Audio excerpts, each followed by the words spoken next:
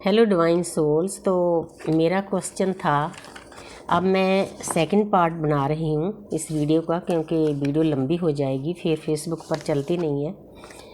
तो मेरा क्वेश्चन था कि जो फेमिनिन एनर्जी है वो इस युग में, इस सदी में इतने गुस्से में क्यों है। तो यूनिवर्स मुझे प्यारी सी गाइडेंस दें। तो पहली बार कार्ड बहुत प्यारा आया था कि उसका कारण क्या है। 7 नंबर केतु का, आत्मा की जागृति का। तो अब जो औरत है वो जाग चुकी है। वो जो मतलब ज़्यादतियाँ हैं मस्कुलिन एनर्जी की, किसी की भी हो सकती हैं, उनकी फैमिली की हैं, वो नहीं बर्दाश्त करेगी, क्योंकि परमात्मा भी बैलेंस चाहते हैं, इसीलिए इस एनर्जी को जागना पड़ा। तो अब मैं देखती हूँ कि यूनिवर्स हमें कैसे कार्ड देते हैं। तो पहले तो एक कार्ड से मुझे खुश कर दिया यूनिवर्स ने, किंग ऑफ स्वॉर्ड्स। तो अब भी बहुत प्यारा कार्ड दिया है। Thank you universe, thank you angels. अब ये एक लेडी बैठी है, उसने स्वॉर्ड उठा रखी है। स्वॉर्ड का मतलब ये नहीं कि वो तलवारों से मारेगी, वो अपने विचारों से मारेगी। अपनी आसपास जो मस्कुलिन एनर्जी, फेमिनिन एनर्जी को दबा कर रखी हुई है सदियों से, तो उसको काटने की अब औरत में, फेमिनिन एनर्जी में ताकत आ गई है। बहुत प्यारा कार्ड दिया है। थैंक यू मेरी शिव शक्ति, थैंक यू मेरे राधा कृष्ण। अब इस फेमिनिन एनर्जी के साथ, औरत जात के साथ कोई भी जाति नहीं कर सकेगा। उसने स्वॉर्ड उठा ली है, तलवार उठा ली है। उसने ये सोच लिया है कि जो भी बुरी एनर्जी मुझे तंग करेगी मैं उसको काट कर रख दूंगी। काट का मतलब, ये स्वॉर्ड का मतलब सचमुच काटना नहीं है, आप डर मत जाना। तो यहाँ पर मतलब है विचारों का भी हो सकता है, जातियों तक का भी हो सकता है, बेइंसाफियों का भी हो सकता है। ये स्वॉर्ड इसीलिए इस फेमिनिन एनर्जी को उठानी पड़ी कि 100 साल पहले पीछे मुड़ के देखो तो औरतों पर बहुत ज्यादती की जाती थी, उनको बहुत दबा कर रखा जाता था, घरों में जैसे बंद करके रखा जाता था, दिन भर काम कराया जाता था, उसके बदले में शाबाशी देने के बदले में उसको गालियाँ दी जाती थी। मैंने खुद इस दर्द को सहा है। अब मुझे वो बातें याद आ रही है। मैं अंदर से यही सोचती थी कि मैं तो इनकी इतनी सेवा करती हूँ, इनके साथ इतना अच्छा करती हूँ, ये लोग मुझसे बुरा सलूक क्यों करते हैं, ऐसा क्यों करते हैं, मेरे साथ ऐसा क्यों होता है। यही सवाल मेरे अंदर से आता था, क्योंकि जो हमारी उम्र की औरतें हैं ना, 60 की, 70 की, 50 की, 40 की, उन्होंने बहुत दर्द सहा है। वो दोनों पीढ़ियों के बीच में फंस गई है। उनको अपने ससुराल वालों की भी सहनी पड़ी है। कई पेरेंट्स भी नार्सिसिस्ट होते हैं, उनकी भी सहनी पड़ती है। और उसके बाद आपके अपने हस्बैंड की भी सहनी पड़ी। उसके बाद जब उनके बच्चे बड़े हो गए तो बच्चे और बहुओं की भी सहनी पड़ी। जैसे एक चक्की के पुड़ में गेहूँ पिसता है ना, मेरी उम्र की औरतें इस तरह पिस चुकी है। उनके अंदर बहुत दर्द भरा हुआ है, क्योंकि दोनों पीढ़ियों की सहनी पड़ी उनको।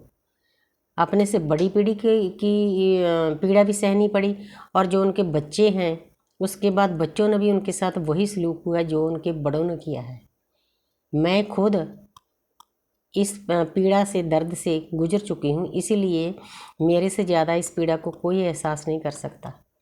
मैं सबकी सेवा करती थी, बदले जब मुझे गालियाँ दी जाती थी, नीचा दिखाया जाता था, बुरा बोला जाता था चारों तरफ से।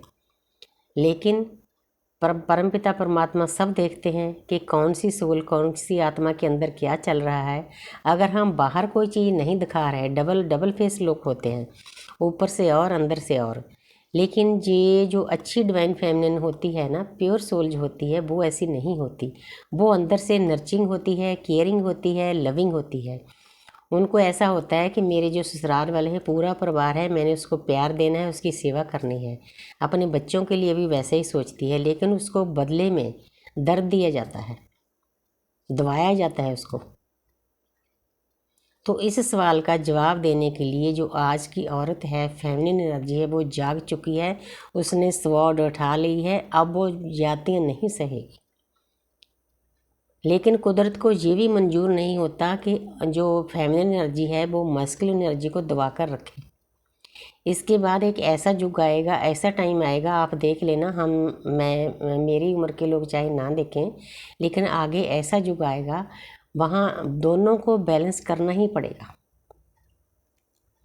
जितनी देर feminine energy masculine energy balance नहीं रखेगी उतनी देर ये जो कलयुग है ये सतयुग नहीं बन सकता। इसीलिए ज़रूरी है दोनों को बैलेंस रखना। और जो शक्ति है ज़्यादा अग्रेसिव हो रही है, बुरी तरफ जा रही है, नेगेटिव हो रही है, उनके लिए भी थोड़ा सा सुझाव है ये देना मेरे लिए बहुत ज़रूरी है कि आप इतने नेगेटिव मत होवो कि आपका परिवार ही ख़त्म हो जाए, आपकी लाइफ बिगड़ जाए।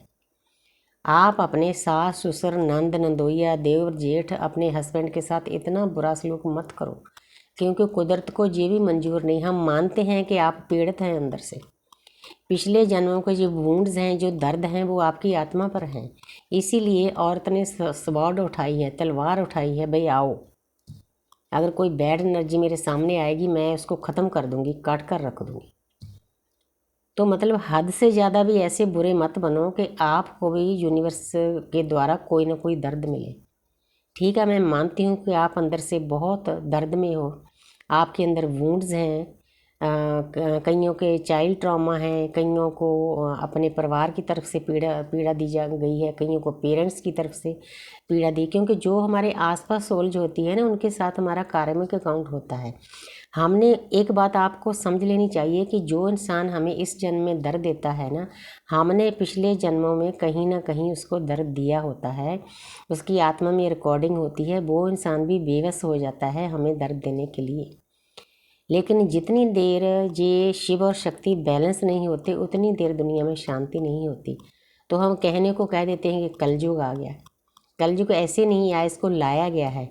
जैसे हम आतंकवादी बोलते हैं, आतंकवादी माता की कोख से पैदा नहीं होते, उनको आतंकवादी बनने के लिए ऐसा वातावरण दिया जाता है, वो इसलिए बनते हैं।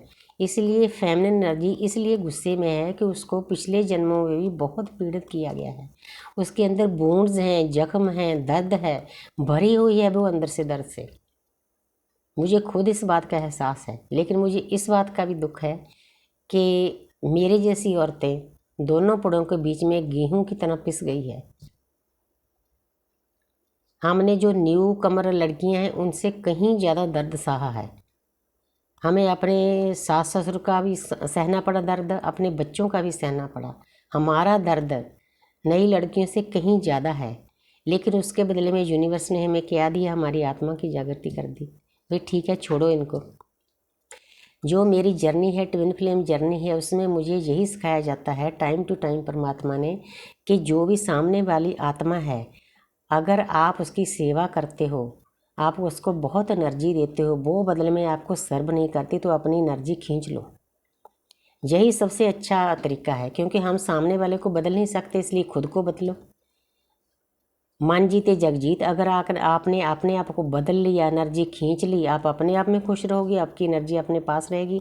हाँ, अगर किसी को ज़रूरत है, आपका रिश्तेदार है, बच्चे हैं, उनको जितनी ज़रूरत है बस उतना दो, उससे ज़्यादा उनके ऊपर चढ़ने की कोई ज़रूरत नहीं। इसीलिए हमें दर्द दिया जाता है जब हम हद से ज़्यादा किसी को प्यार करते हैं। इस कलयुग में प्यार को कोई नहीं समझता, इसीलिए मुझे ये वीडियो बनानी पड़ी। तो मुझे उम्मीद है ये वीडियो बहुत लोगों को पसंद आएगी। लेकिन इन फेमिनिन एनर्जी को मुझकी थोड़ी सी रिक्वेस्ट है मेरी कि आप इतने अग्रेसिव मत हो, इतने गुस्से में मत आओ कि अपना पूरा परिवार ही ख़त्म कर लो, अपने सारे रिश्ते ही ख़त्म कर दो, रिश्तों को तोड़कर दूर हो जाओ। ऐसा मत करना, क्योंकि रिश्तों के बिना हम सामाजिक प्राणी हैं, हम कहीं भी खुश नहीं रह सकते। Thank you universe, thank you angels.